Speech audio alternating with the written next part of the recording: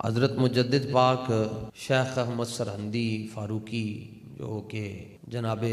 امام دوم خلیفۃ المسلمین حضرت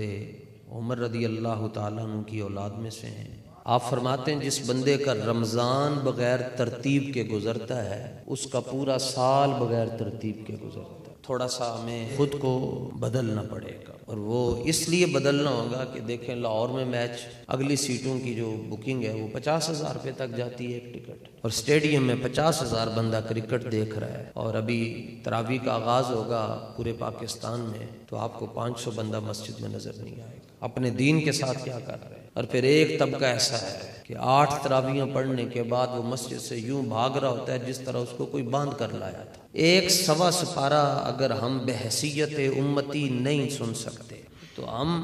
کس جنت میں جانے کی بات کر رہے ہیں جس میں امام حسین نیزے پر قرآن پڑھ کر جا رہے ہیں، یعنی وہ نیزے پر بھی قرآن کی تلاوت کر رہے ہیں، اور ہم سال میں 2 گھنٹے نہیں کھڑے ہو سکتے۔ تو یہ تھوڑا سا میں آپ سے گزارش کروں گا، جہاں تک ہماری آواز جا رہی ہے پوری دنیا میں، کہ خدا کے لیے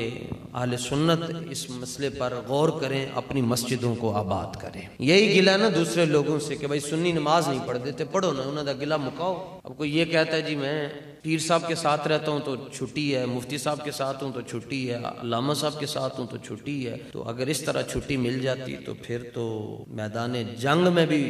حکم ہے کہ ادھر جنگ ہو رہی ہو، 2 دستے ہیں، ایک نماز پڑھے دوسرا جنگ کرے، پھر دوسرا جو جنگ کر کے آ رہا ہے وہ واپس آ کر نماز پڑھے اور نمازی ادھر چلے جائیں۔ دوسرا یہ ہے کہ اللہ تعالیٰ فرماتا ہے کہ ان اللہ لا یغیر ما بقوم، اللہ تعالیٰ اس وقت تک کسی قوم کی حالت کو نہیں بدلتا جب تک کہ وہ قوم اپنی حالت کو خود نہ بدلے۔ پورے لاہور کا جو گندا تیل ہے، گندا ترین تیل جو ہے وہ ہم کھجوروں پر لگا کر ایسے ان کو نیا بنا کر بیچ رہے ہوتے ہیں، اور روزہ دار جب سارا دن محنت مزدوری کر کے شام کو وہ 15 روپے کی 10 یا 12 کھجوریں خریدتا ہے، جو وہ کھولتا ہے ایک کھجور خراب، دوسری خراب، تیسری خراب، وہ روزہ کھول دیں کتنی بددعاواں دینا۔ ایک میں مثال دی ہے، کھجور سے لے کر اوپر تک کرپشن ہے، اور پھر آ کر مسجد میں دعا مانگ رہے ہوتے ہیں یا اللہ حضرت عمر جیسے حکمران دے۔ اور قرآن کے ساتھ ہماری حالت یہ ہے کہ بڑے بڑے گھر بنے ہوئے جی لاہور میں، بڑے بڑے عالی شان گھر بنے ہوئے، سٹنگ روم الگ ہے، ٹی روم الگ ہے جی، اور اگر جگہ نہیں ہے تو قرآن کے لیے جگہ نہیں۔ تپڑی مارن والی صبح